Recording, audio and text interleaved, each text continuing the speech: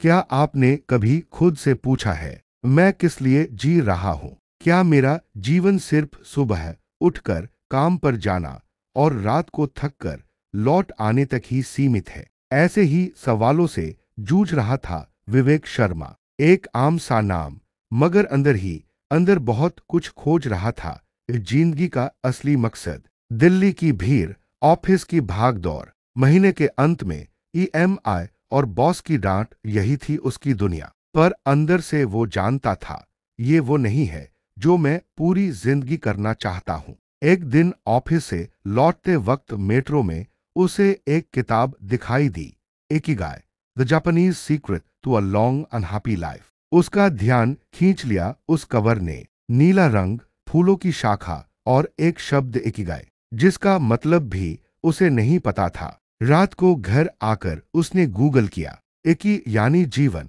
और गाय यानी मकसद या मूल्य, यानी वो चीज जिसकी वजह से आप हर सुबह उठते हैं। उसे लगा ये किताब पढ़नी चाहिए, शायद कुछ जवाब मिल जाए। विवेक 36 साल का था, एमएनसी में एक बढ़िया सैलरी वाली नौकरी, मगर चेहरे पर मुस्कान नहीं थी। शायद इसलिए कि हर दिन वो एक जैसे जैसे रूटीन में फंसा हुआ था। सुबह उठो, तैयार हो, ट्रैफिक में फंसो, काम करो, घर आओ, खाना खाओ, मोबाइल चलाओ, सो जाओ। हर रात सोने से पहले उसका मन पूछता, क्या बस यही है मेरी जिंदगी? एक दिन उसके दोस्त अनुज ने कहा, भाई तू हमेशा थका हुआ क्यों दिखता है? विवेक मुस्कराया और बोला, शायद क्योंकि मैं सिर्फ काम कर रहा हूँ, जी नहीं रहा। इकिगाई एक जापानी शब्द है, मगर इसका मतलब बहुत गहरा है। ये कोई सिर्फ करियर से जुड़ी चीज नहीं, यह है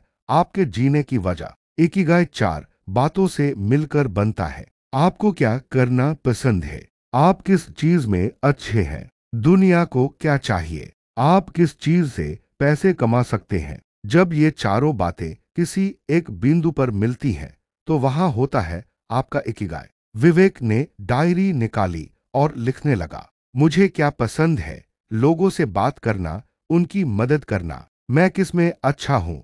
पब्लिक स्पीकिंग, मोटिवेशन देना। दुनिया को क्या चाहिए?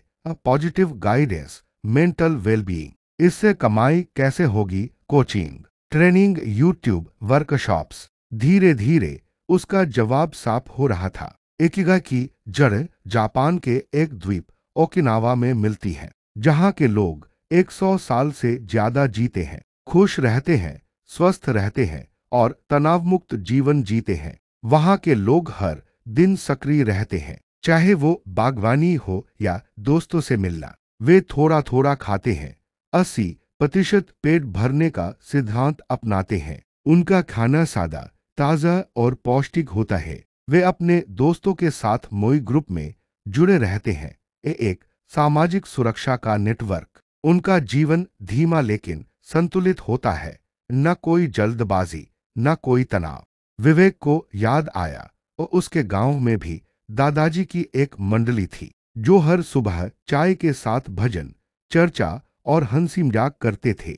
शायद यही उनका इकिगा था। इकिगा सिर्फ सोचने की चीज नहीं, बल्कि जीने की कला है। विवेक ने अपनी दिनचर्या में छोटे छोटे बदलाव शुरू किए। सुबह उठकर मोबाइल की जगह ध्यान और योग।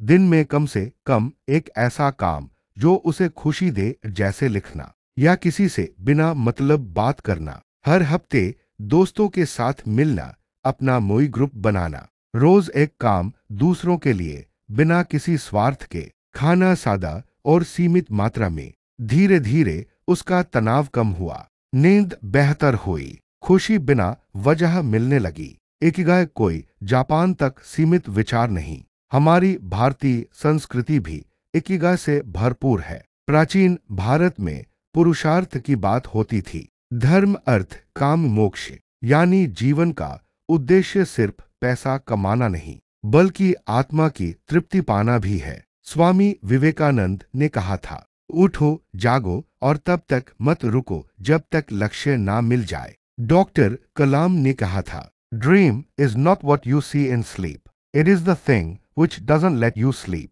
इन सबकी जिंदगी का मकसद सिर्फ सफलता नहीं था, वो समाज को कुछ देना चाहते थे।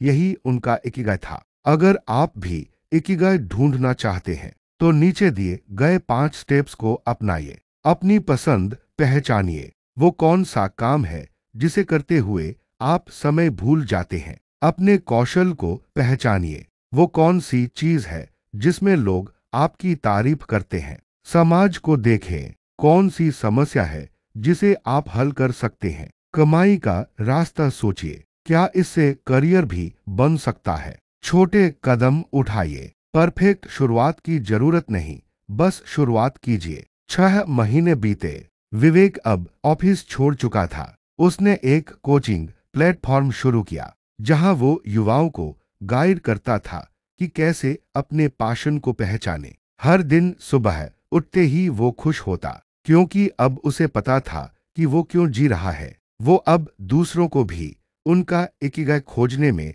मदद कर रहा था। तो अब सवाल है, क्या आप तैयार हैं अपने इकिगाई को खोजने के लिए? कल सुबह जब आप उठे तो खुद से एक सवाल पूछिए, क्या मैं वो कर रहा हूँ जिससे मुझे गहरी संतुष्टि मिलती है? अगर जवाब नहीं है तो आज से बदलाव की शुरुआत कीजिए। एक डायरी लीजिए और उसमें ये 4 सवालों के जवाब लिखिए। मुझे क्या पसंद है? मैं किस काम में अच्छा हूँ? दुनिया को किस चीज की जरूरत है? इससे मैं क्या कमा सकता हूँ? और फिर धीरे धीरे एक कदम रोज, क्योंकि इकिगाई कोई मंजिल नहीं, ये एक यात्रा है, एक सुंदर, शांत और सच्ची यात्रा। अगर आपको ये कहानी पसंद आई हो तो इस वीडियो को लाइक करें, शेयर करें और चैनल को सब्सक्राइब करना न भूलें। और हाँ, इस किताब को जरूर पढ़ें, Ikigai the Japanese secret to a long and happy life.